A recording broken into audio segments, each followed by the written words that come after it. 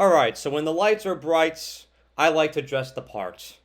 And this Sunday evening at 7:30 p.m. Eastern, 6:30 p.m. Central, the lights will be brighter than ever as number 5 LSU takes on number 8 Florida State on ABC. This is a heavyweight matchup, and we are fortunate enough to be able to witness this on the first weekend, essentially, of September.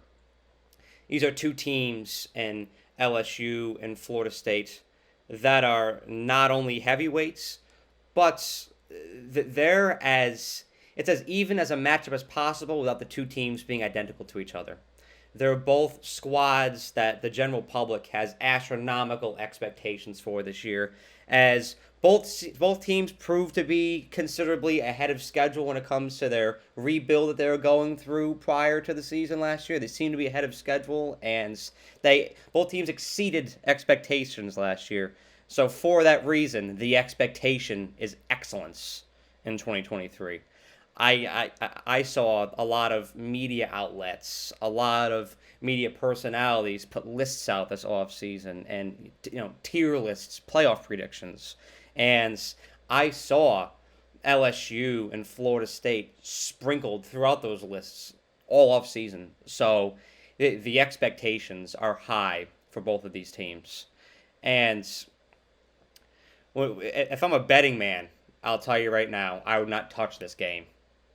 It's a very even matchup. LSU is only favored by 2.5 points, so the margins are extremely thin.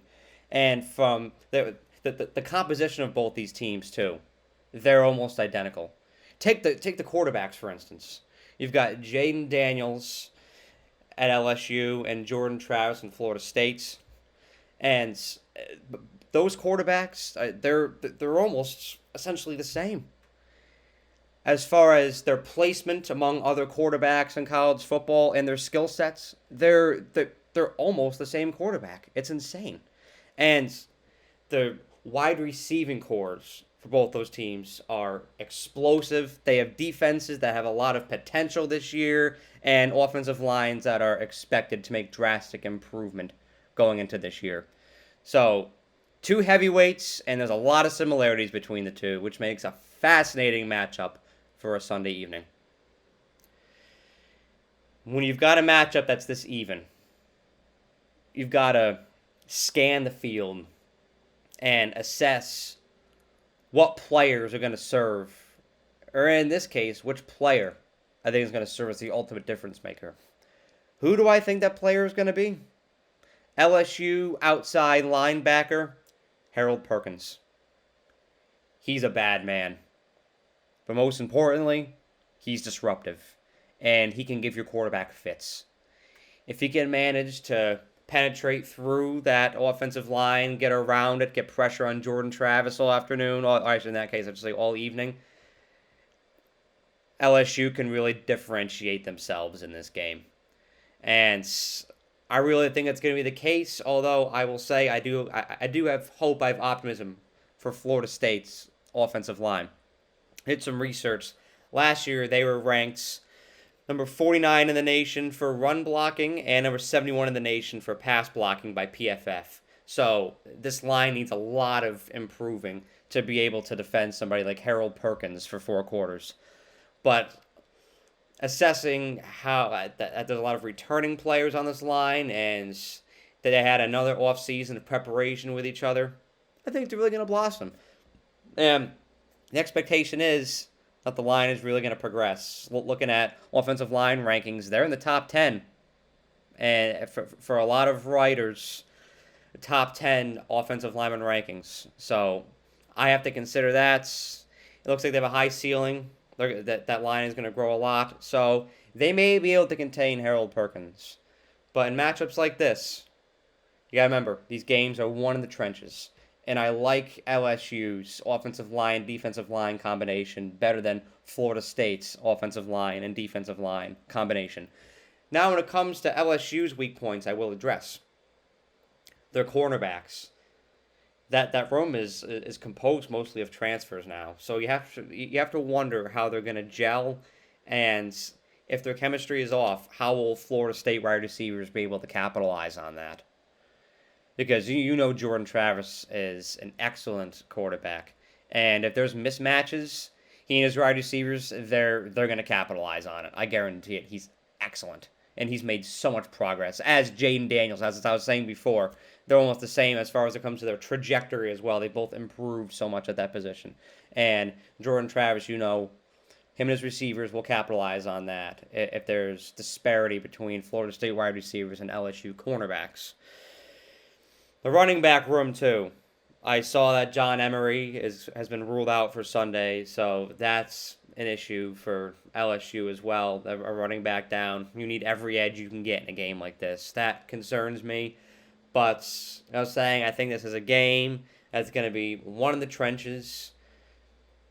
When these teams are as even as they are, it's going to come down to the guys in the trenches. And when it comes to that, I favor LSU in this game. I'm going to take the LSU Tigers 28-24. It's going to be very tight, just like last year. It may look a little sloppy at times, too. It's the first game of the year. There's people getting acclimated to the system. You're shaking off those butterflies, that dust from the off season, or the summer, I should say. So it could look a little sloppy. These teams look a lot better down the stretch. I'm going 28-24 LSU in this game. There's going to be NFL talents speckled all across this field. And it's, like I said, the lights are going to be bright. It's going to be a heavyweight matchup, and I can't wait to see it. It's going to be wildly entertaining.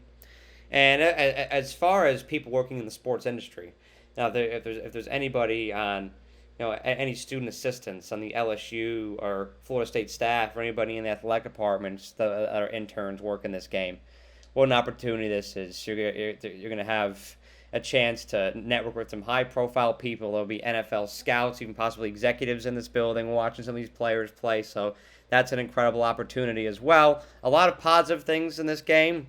I'm here for it, but there's one thing I want to call out before this video ends. I want to provide my prediction and then go off on this.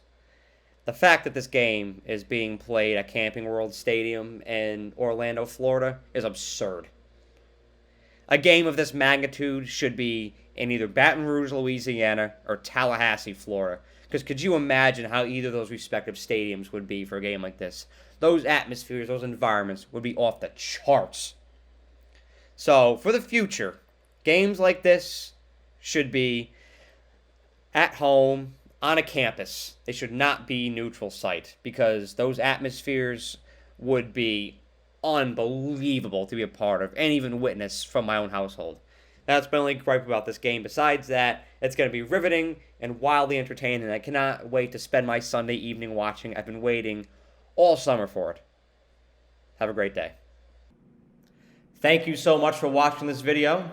I really appreciate you and the time that you took out of your day to watch the video. And if you enjoyed it, please be sure to like the video and share it, as well as subscribe to The Era. The more likes and subscribers I get on this channel, the more resources I can attain, and the more resources I can attain, the more value I can provide to you, the viewer. And that is how I show my appreciation for you for the time that you devote to watching my videos. So thank you so much, and have a great day.